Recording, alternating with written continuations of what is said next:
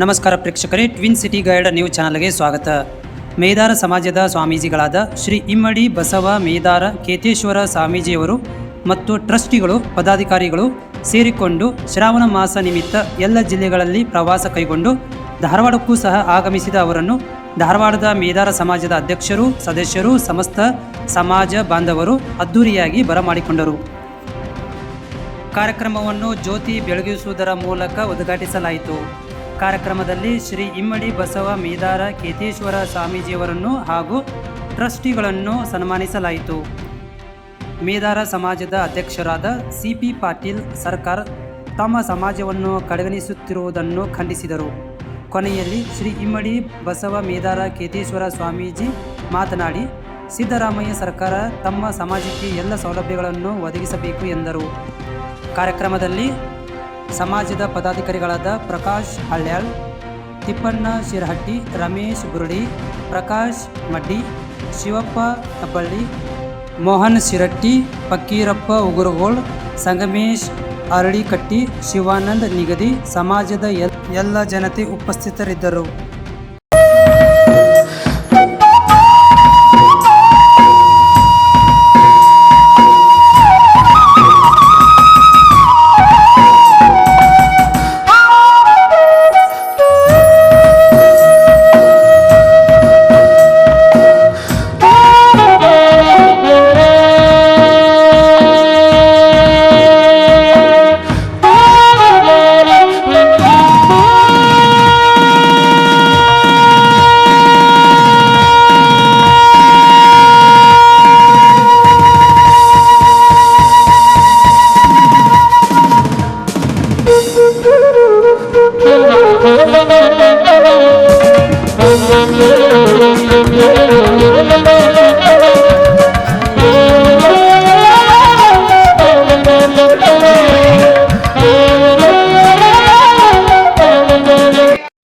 ಪೂಜ್ಯ ಶ್ರೀ ಇಮ್ಮಡಿ ಬಸವ ಪ್ರಭುಗಳಿಗೆ ನಮ್ಮ ಸಮಾಜದ ಅಧ್ಯಕ್ಷರಾದ ಶಿವಪ್ಪ ಹೆಬ್ಬಳ್ಳಿ, ಪ್ರಕಾಶ್ ಮಡ್ಡಿ ಮತ್ತು ಗುರುಸಿದ್ದಪ್ಪ ಶಿರಟ್ಟಿ, ಬಾಬು ಹೆಬ್ಬಳ್ಳಿ ಬರ್ಬೇಕಂತ ಹೇಳ್ಕೊಳ್ತಿದ್ದೆ. ಅವ್ರು ಕೂಡಿಕೊಂಡು ಮಾಡಬೇಕು.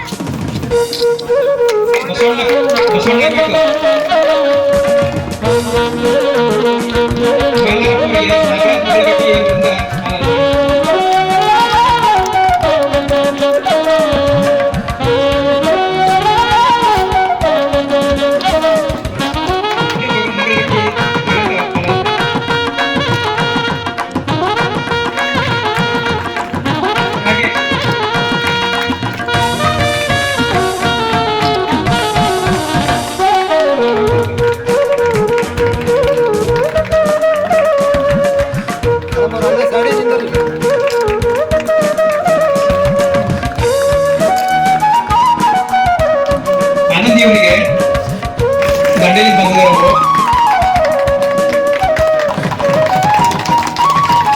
ಹಾಗೆ ನಮ್ಮ ಮೇದಾರೋಡಿ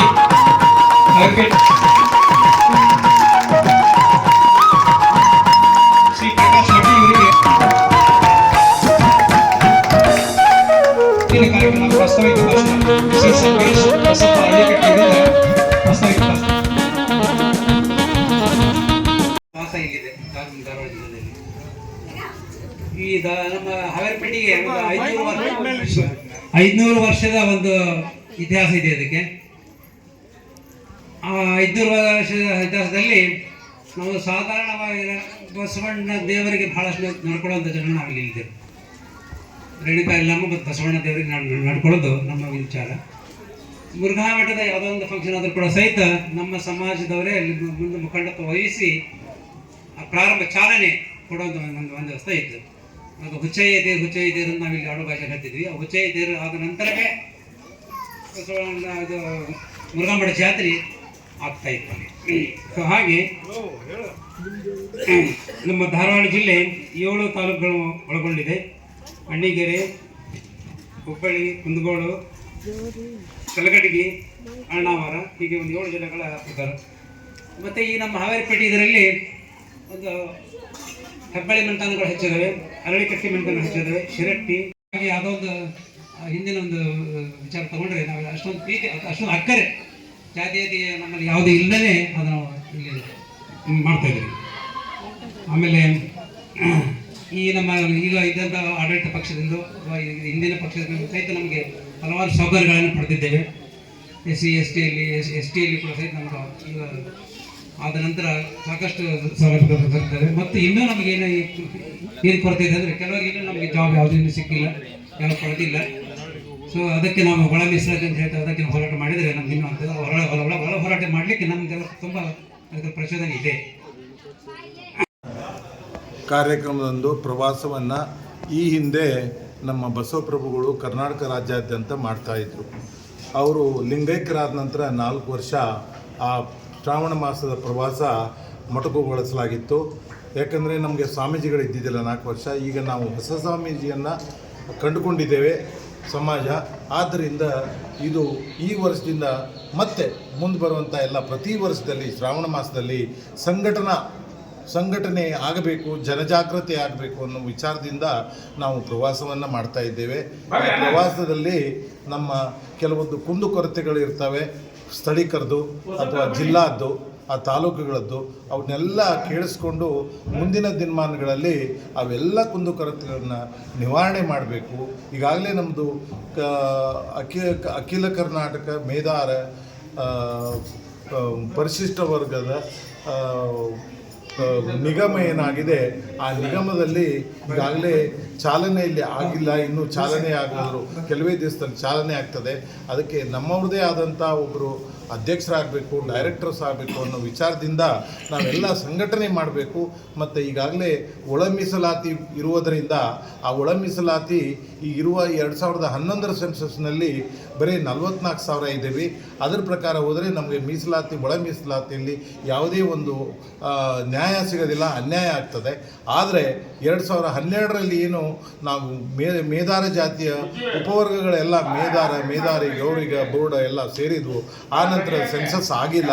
ಆ ಸೆನ್ಸಸ್ಸನ್ನು ನೀವು ಇಂಟರ್ನಲ್ ಸೋಷಿಯಲ್ ವೆಲ್ಫೇರ್ದಿಂದ ಮಾಡಿ ನಾವೇನು 4.5 ಲಕ್ಷ ಜನ ಏನಿದ್ದೇವೆ ಅದನ್ನೇ 7th ಜನವರಿ 2023ಯಲ್ಲಿ ನಮ್ಮ ಅಧಿವೇಶನ ಏನು ಮಾಡಿದ್ವಿ, ಆ ಅಧಿವೇಶನದಲ್ಲಿ ನಾವು 1.5 ಲಕ್ಷ ಜನ ಸೇರಿ ಅಲ್ಲಿ ನಾವು ಸನ್ಮಾನ್ಯ ಮುಖ್ಯಮಂತ್ರಿಗಳು ಸಹಿತ ನಾವು ಹೇಳಿದ್ದೇವೆ, ನಾವು 44,000 ನೀವು ನಿಮ್ಮ ಸೆನ್ಸಸ್ ಹೇಳ್ತದೆ, ನಾವಿಲ್ಲಿ ಜಮಾ ಆದಂಥವರು 1.5 ಲಕ್ಷ ಜನ, ಅದರ ಬರೀ 30% ನಮ್ಮ ಈ ಸಮಾವೇಶಕ್ಕೆ ಬಂದಿದ್ದಾರೆ, ಇನ್ನೂ 70% ಬಂದಿಲ್ಲ. ಆದ್ದರಿಂದ ನಾವು 4.5 ಲಕ್ಷಕ್ಕೆ ಪ್ರಪೋರ್ಷನೇಟ್ ಆಗಿ ಎಲ್ಲ ನಮ್ಗೆ ಅನುದಾನ ಬರಬೇಕು, ರಿಸರ್ವೇಷನ್ ಸಿಗಬೇಕು ಮತ್ತು ಒಳ ಮೀಸಲಾತಿ ಸಿಗಬೇಕು. ಆವಾಗ ನಮಗೆ ಒಳ ಮೀಸಲಾತಿ ನಮ್ಗೆ ಏನಾದರೂ 1% ಸಿಗತ್ತೆ. ಎರಡನೇ ದೊಡ್ಡ ಜಾತಿ ನಮ್ಮದಿರೋದ್ರಿಂದ. ಇಲ್ಲ ಅಂದರೆ ವಾಲ್ಮೀಕಿಯವರಿಗೆ 7%ದಲ್ಲಿ 6% ಹೋದರೆ 49 ಜಾತಿ ಅವರೊಂದು ಬಿಟ್ಟು ಉಳಿದ 49 ಜಾತಿ 1%ನಲ್ಲಿ ನಾವು ಗುದ್ದಾಡಬೇಕಾದ್ರೆ ನಮ್ಗೆ 0.1% ಸಹಿತ ಬರೋದಿಲ್ಲ. ಆದ್ದರಿಂದ ನಮ್ಗೆ ಅನ್ಯಾಯ ಆಗ್ತದೆ. ನಾವು ತಕ್ಷಣವೇ ಸುಪ್ರೀಂ ಕೋರ್ಟ್ ಆದೇಶ ಆದರೂ ಸಹಿತ ಕರ್ನಾಟಕ ರಾಜ್ಯದಲ್ಲಿ ಮುಖ್ಯಮಂತ್ರಿಗಳನ್ನು ಭೇಟಿಯಾಗಿ ಆ ಒಳ ಮೀಸಲಾತಿ ಪರಿಶಿಷ್ಟ ವರ್ಗದಲ್ಲಿ ಮಾಡಲಿಕ್ಕೆ ನಮ್ಗೆ ಆಗೋದಿಲ್ಲ. ಒಂದು ವೇಳೆ ಮಾಡಿದ್ದೇ ಆದರೆ ನಾವು ನಮ್ಮ ಫ್ರೀಡಮ್ ಪಾರ್ಕ್ನಲ್ಲಿ ಬೆಂಗಳೂರಲ್ಲಿ ನಾವು ಸ್ಟ್ರೈಕನ್ನು ಕುಂತಾದರೂ ಸಹಿತ ನಮ್ಮ ಒಳ ಮೀಸಲಾತಿ ಈಗಿನ ಜನಸಂಖ್ಯೆ ಪ್ರಕಾರ ಕೊಡ್ರಿ ಅಂಥೇಳಿ ನಾವು ಒತ್ತಾಯವನ್ನು ಮಾಡುವ ಉದ್ದೇಶ ಇದು ಜನಜಾಗೃತಿಯ ಸಭೆ. ಇದೆಲ್ಲ ಕೆಲವೊಂದು ಕುಂದುಕೊರತೆಗಳನ್ನು ಸನ್ಮಾನ್ಯ ಮುಖ್ಯಮಂತ್ರಿಗಳ ಕಡೆಯಿಂದ ನಾವು ಅಪಾಯಿಂಟ್ಮೆಂಟ್ ತೊಗೊಂಡು ನಮ್ಮ ಕುಂದುಕೊರತೆಗಳನ್ನು ಅವ್ರ ಹತ್ರ ಹೇಳ್ತೇವೆ. ಆದ್ದರಿಂದ ಈ ಒಂದು ಜನಜಾಗೃತಿಯನ್ನು ಜನರಿಗೆ ಇದನ್ನು ಮುಟ್ಟಿಸ್ಬೇಕು ಅನ್ನೋ ವಿಚಾರವಾಗಿ ಶ್ರಾವಣದಲ್ಲಿ ಈ ಒಂದು ಪವಿತ್ರ ಕಾರ್ಯಕ್ರಮವನ್ನು ನಾವು ನಮ್ಮ ಕುರುಗಳು ಮತ್ತು ನಮ್ಮ ಈಗ ನೂತನವಾಗಿ 2024-27 ಇಸ್ವಿಗೆ ಆಯ್ಕೆಯಾದಂಥ ಎಲ್ಲ ಟ್ರಸ್ಟಿಗಳು ಸೇರಿಸಿ ಆ ಜಿಲ್ಲಾ ಅಧ್ಯಕ್ಷರುಗಳನ್ನು ಸೇರಿಸಿ ಆ ಸಂಘಟನೆಯನ್ನು ಮಾಡ್ತಾ ಇದ್ದೇವೆ. ಇದರಲ್ಲಿ ನಾವು ಮುಂದುವರಿತೇವೆ. ನಾವು ಬಾಗಲಕೋಟೆಯೊಳಗೆ ಈಗಾಗಲೇ 9ನೇ ತಾರೀಕಿಗೆ ನಮ್ಮ ಶರಣರು 12ನೇ ಶತಮಾನದ ಶರಣರ ಕೇತೇಶ್ವರ ಕೂಡಲ ಸಂಗಮದಲ್ಲಿ 12ನೇ ಶತಮಾನದ ನಮ್ಮ ಶರಣರ ಒಂದು ವಿಗ್ರಹವನ್ನು ಅಲ್ಲಿಯ ಮಾತಾಜಿಯವರು ಬಸವ ಸಮಿತಿಯವರು ಅದನ್ನೇ ನೆರವೇರಿಸಿಕೊಟ್ಟಿದ್ದಾರೆ. ಅಲ್ಲಿ ಸ್ಥಾಪನೆ ಆಗಿದೆ, ಅನಾವರಣ ಆಗಿದೆ. ಅಲ್ಲಿಂದ ನಾವು ಒಂದು ಒಳ್ಳೆಯ ಸಂಕೇತ ಅಂತ ತಿಳ್ಕೊಂಡು ಅಲ್ಲಿಂದ ನಾವು ಪ್ರವಾಸವನ್ನು ಪ್ರಾರಂಭ ಮಾಡಿ 9ಕ್ಕೆ ಈಗಾಗಲೇ 4 ಜಿಲ್ಲೆ ನಾವು ಮುಗಿಸಿದ್ವಿ. 4ನೇ ಫಂಕ್ಷನ್ ಇದಾಗಿದೆ. ನಾವು 9ರಿಂದ ಜನವರಿ 20ರವರೆಗೆ 16 ಜಿಲ್ಲೆಯ ಪ್ರವಾಸವನ್ನು ನಾವು ಕುಲಗುರುಗಳು ಎಲ್ಲ ಟ್ರಸ್ಟಿಗಳು ಮತ್ತು ಸಮಾಜದ ಮುಖಂಡರು ಸೇರಿಸಿ ಈ ಒಂದು ಪ್ರವಾಸವನ್ನು ಸಂಘಟನಾ ಪ್ರವಾಸವನ್ನು ಜನಜಾಗೃತಿ ಸಭೆಯನ್ನು ಮಾಡ್ತಾ ಇದ್ದೇವೆ.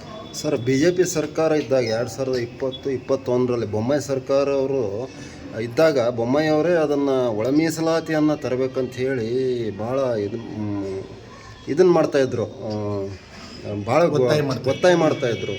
ಹೇಳ್ತೀನಿ, ಆವಾಗ ನಾವು 2007-2023ರಲ್ಲಿ ನಾವೇನು ಮೇದಾರ ಸಮಾವೇಶ ಮಾಡಿದ್ವಿ. ಬಳ್ಳಾರಿ ಸಮಾವೇಶ ಆದ ನಂತರ ಸುಮಾರು ಒಂದು 18ರಿಂದ 20 ವರ್ಷ ಆಗಿತ್ತು, ಸಮಾವೇಶನೇ ಆಗಿರಲಿಲ್ಲ. ನಮ್ಮ ಜನಸಂಖ್ಯೆಯ ಬಲ, ನಮ್ಮ ಶಕ್ತಿಯನ್ನು ನಾವು ಸರ್ಕಾರಕ್ಕೆ ತೋರಿಸಿರಲಿಲ್ಲ. ಆದರೆ 7/1/2023ರಂದು ನಮ್ಮ ಶಕ್ತಿ ಏನಿದೆ ಅನ್ನೋದು ನಾವು ತೋರಿಸಿದ್ದೇವೆ. ಅಲ್ಲಿ ನಾವು 1.5 ಲಕ್ಷ ಜನ ಸೇರಿ ನಾವು 4.5 ಲಕ್ಷ ಜನ ಇದೆ ಅಂಥೇಳಿ ಸನ್ಮಾನ್ಯ ಮುಖ್ಯಮಂತ್ರಿ ಯಾರು ಬಸವರಾಜ ಬೊಮ್ಮಾಯಿ ಅವರು ಸ್ಟೇಜ್ ಮೇಲೆ ನಾವು ಅವ್ರಿಗೆ ತೋರಿಸಿ ಅವರಿಗೆ ನಿದರ್ಶನವನ್ನು ಹೇಳಿದ್ದೇವೆ. ಇಲ್ಲಿ ಕುಂತ ಜನ 1.5 ಲಕ್ಷ ಜನ, ಇನ್ನೂ 30-70% ನಮಗೆ ಬಂದಿಲ್ಲ. ಆದ್ದರಿಂದ ನಾವು 4.5 ಲಕ್ಷ ಜನ ಇರೋದ್ರಿಂದ ಅದನ್ನು ನೀವು ಇಂಟರ್ನಲ್ ಸೆನ್ಸಸ್ ಮಾಡಿರಿ, ಸೋಷಿಯಲ್ ವೆಲ್ಫೇರ್ದಿಂದ ಮಾಡಿ ನಂತರ ನೀವು ಒಳ ಮೀಸಲಾತಿ ಅನೌನ್ಸ್ ಮಾಡಿರಿ. ಇಲ್ಲಾಂದರೆ ನಮ್ಗೆ ಪರಿಶಿಷ್ಟ ವರ್ಗದಲ್ಲಿ ದೊಡ್ಡ ಅನ್ಯಾಯ ಆಗ್ತದೆ. 51 ಜಾತಿಗಳು 7% ಹಂಚ್ಕೋಬೇಕಾದ್ರೆ 6% ವಾಲ್ಮೀಕಿಗೆ ಹೋದರೆ 1%ನಲ್ಲಿ ನಾವು ಇತರೆ ಜಾತಿಗಳೆಲ್ಲ ಗುದ್ದಾಡಬೇಕಾಗ್ತದೆ. ಆದ್ದರಿಂದ ನಾವು ಮೊದಲಿಗೆ ಸಣ್ಣ ಜಾತಿಗಳಿಗೆ ಪ್ರಾತಿನಿಧ್ಯ ಕೊಟ್ಟು ಕೊನೆಗೆ ಅವರಿಗೆ ವಾಲ್ಮೀಕಿ ಇವರಿಗೆ ಕೊಡ್ರಿ ಅನ್ನೋ ಒಂದು ಉದ್ದೇಶ ನಮ್ಮದು ಈ ಜನಜಾಗೃತಿ ಸಭೆ. ಗುರೂಜಿ ಅವರು, ಈಗಾಗಲೇ ನಾಡಿನ ಉದ್ದಗಲಕ್ಕೂ ಮೇದಾರ ಕೇತೇಶ್ವರ ಅಖಿಲ ಕರ್ನಾಟಕ ಶ್ರೀಗಿರಿ ಕೇತೇಶ್ವರ ಟ್ರಸ್ಟು ಈಗಾಗಲೇ ಚಿತ್ರದುರ್ಗದಿಂದ ಪ್ರಾರಂಭವಾದಂಥ ಎಲ್ಲ 30 ಜಿಲ್ಲೆಯಲ್ಲೂ ಕೂಡ ಪ್ರವಾಸ ಮಾಡ್ತಾಯಿದ್ವಿ. ಒಂದು ಸಂಘಟನೆಯ ಜೊತೆ ಮುಖಾಂತರ ಈ ಸಮಾಜಕ್ಕೆ ಅನ್ಯಾಯ ಆಗುವಂಥ ರೀತಿಯಲ್ಲಿ ನಡೀತಾ ಇರೋದ್ರಿಂದ ಈಗಾಗಲೇ ನಾವು ಏನು ಈಗ ನಮ್ಮ STಯಲ್ಲಿ ಬರುವಂಥ ಸೌಲಭ್ಯಗಳನ್ನು ಈ ಸಮುದಾಯಗಳಿಗೆ ನ್ಯಾಯವಾಗಿ ಸಿಗ್ತಾ ಇಲ್ಲ. ಕಾರಣ ಇಷ್ಟೇ, ಪ್ರಭಾವಾಗಿರುವಂಥ ಸಮುದಾಯಗಳು ಬೆಳೀತಾ ಇದ್ದು ಮುಂದೆ ಹೋಗ್ತಾ ಇರೋದ್ರಿಂದ ಈಗಾಗಲೇ ಏನು ಒಳ ಮೀಸಲಾತಿ ಇದೆ ಅದು ನಮ್ಮೆಲ್ಲ ಸಮಾಜಕ್ಕೆ ಹಿಂದುಳಿದ ಬ್ಯಾಕ್ವರ್ಡ್ ಕ್ಲಾಸ್ ಸಮುದಾಯಗಳಿಗೆ ನ್ಯಾಯ ಕೊಡುವುದರ ಮುಖಾಂತರ ಒಂದು ಕೆಲಸ ಪ್ರಾಮಾಣಿಕವಾಗಿ ಈ ರಾಜ್ಯದ ಮುಖ್ಯಮಂತ್ರಿಗಳು ಮಾಡ್ತಾರೆ ಅಂತ ಒಂದು ಅಭಿಲಾಷ ನಾವು ಖಂಡಿತ ಇಟ್ಕೊಂಡಿದ್ವಿ.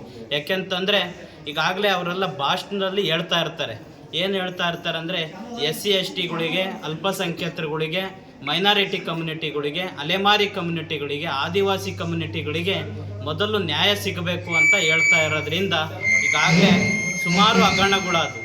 ಆದರೆ ನಮಗೆ ಹಗರಣಗಳಾಗೋಕ್ಕೆ ಕಾರಣ ಏನಪ್ಪ ಅಂತಂದರೆ ಇವತ್ತು ದೊಡ್ಡ ದೊಡ್ಡ ಪ್ರಭಾವಿಗಿರುವಂಥ ಎಲ್ಲರೂ ಕೂಡ